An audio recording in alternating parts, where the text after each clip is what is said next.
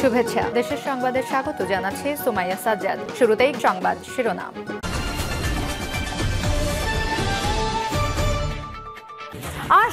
তিনি আসছেন, খুব একটা বেশি দেরি নেই হয়তো। আর এটা হয়তো বুঝতে পেরে গেছে মোহাম্মদ ইউনূসও, সেজন্য এদিক ওদিক করে অনেক রকমের চেষ্টা করছে যাতে কোনো না কোনো ভাবে এই আশাটাকে আটকানো যায়। কিন্তু কার আশা? শেখ হাসিনার।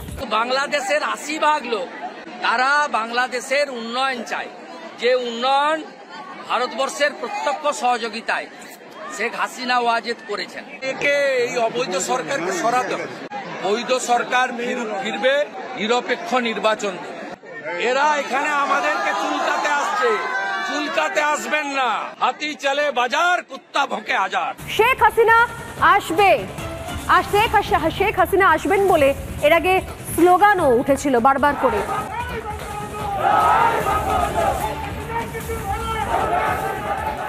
রাজপথে নামার ঘোষণা দিয়েছে আওয়ামী লীগ। ফেব্রুয়ারির শুরুর দিন থেকে হরতাল, অবরোধ সহ বিভিন্ন কর্মসূচি দিয়ে জনতার অভ্যুত্থানে ক্ষমতাচ্যুত হওয়ার ৬ মাসেরও বেশি সময় পর মাঠে থাকার ঘোষণা দিয়েছে দলটি। বাংলাদেশের সেনাবাহিনীতে গ্রুপিং এবং সেনা অভ্যুত্থানের আশঙ্কা দেখা দিয়েছে। এরপর ব্যাপক ধরপাকড়ের মুখে অনেকটা চুপসে যায় আওয়ামী লীগ। আওয়ামী লীগকে তুচ্ছ তাচ্ছিল্য করে নতুন প্রজন্মের যারা বিভিন্ন সময় বিভিন্ন ধরনের বক্তব্য, বক্তৃতা, বিবৃতি দিয়ে জাহির করছেন নিজেদেরকে, তাদের জন্য খুব খারাপ সময় আসতেছে সামনে। শেখ হাসিনা বাংলাদেশের রানিং প্রধানমন্ত্রী হিসেবে বাংলাদেশে আসবে এবং এইটা মোটামুটি বাংলাদেশের সেনাপ্রধান এবং ভারতের সেনাপ্রধানের মধ্যে দ্বিপাক্ষিক কয়েকটা আলোচনা ইতিমধ্যে হয়ে গেছে। আমি জানতাম যে ঠিক এমন কিছুই ঘটবে, আর এটা আমার না, মনে হয় যে বাংলাদেশের এই মুহূর্তে যাদের একটু চিন্তা করার মতন শক্তি আছে তারাও বুঝতে পারছিলেন যে এমন কিছুই ঘটবে। সরকারের পদত্যাগের দাবিতে কাল থেকে সারা দেশে ৪৮ ঘন্টার হরতাল বিক্ষোভ মিছিল শুরু করেছে ঢাকা উত্তর আওয়ামী লীগ।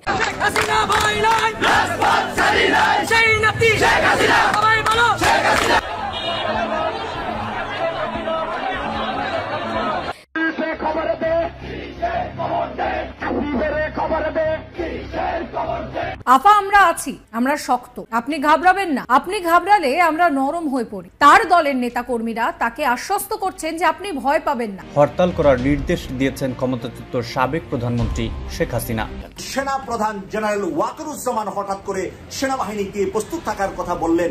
কি কারণে হঠাৎ করে সেনাবাহিনীকে প্রস্তুত থাকার জন্য, রাষ্ট্রের জন্য জীবন দিতেও প্রস্তুত যেন থাকে, এই কথাটা হঠাৎ করে কেন বললেন?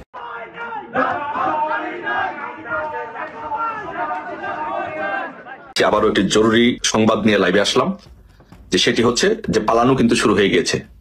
অন্তর্বর্তীকালীন সরকারের পদত্যাগ ও অপশাসন নির্যাতনের প্রতিবাদে আগামী ১৬ ফেব্রুয়ারি ও ১৮ ফেব্রুয়ারি হরতালের ডাক দিয়েছে আওয়ামী লীগ। ডক্টর ইউনূস পদত্যাগ করছেন, বিকল্প একজন প্রধান উপদেষ্টা আসছেন, সেরকম আলোচনা যখন চলছে, যারা উপদেষ্টা রয়েছেন, বিশেষ করে ছাত্র উপদেষ্টারা, তারা পদত্যাগ করে দেশ ত্যাগ করতে যাচ্ছে। রাজনীতির মাঠে নতুন ফিসফিসানি চলছে। পদত্যাগ করবেন উপদেষ্টা আসিফ মাহমুদ, সজীব ভুইয়া, নাহিদ ইসলাম ও মাহফুজ আলম।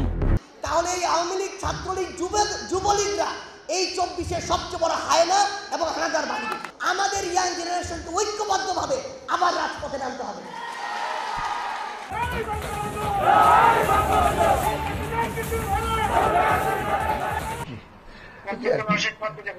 আবার এই নাম্বারটা আমার, আপনি সেভ করে রাখেন। এই নাম্বারটা আমার জাহাঙ্গীর। ঠিক আছে, আপনি ঘাবড়াইয়েন না, আমরা আছি শক্ত, আমরা শক্ত না, আপনি ঘাবড়াইলে আমরা নরম হয়ে পড়ি। রাজধানী পল্টন, গুলিস্তান, শাহবাগ, ধানমন্ডি, মিরপুর সহ বিভিন্ন গুরুত্বপূর্ণ এলাকায় আওয়ামী লীগ ও ছাত্রলীগের বিশাল মিছিল অনুষ্ঠিত হচ্ছে। প্রতিনিয়ত বিক্ষোভকারীরা ইউনূস সরকারের বিরুদ্ধে স্লোগান দেয় এবং সরকারকে অবিলম্বে পদত্যাগের আহ্বান জানায়।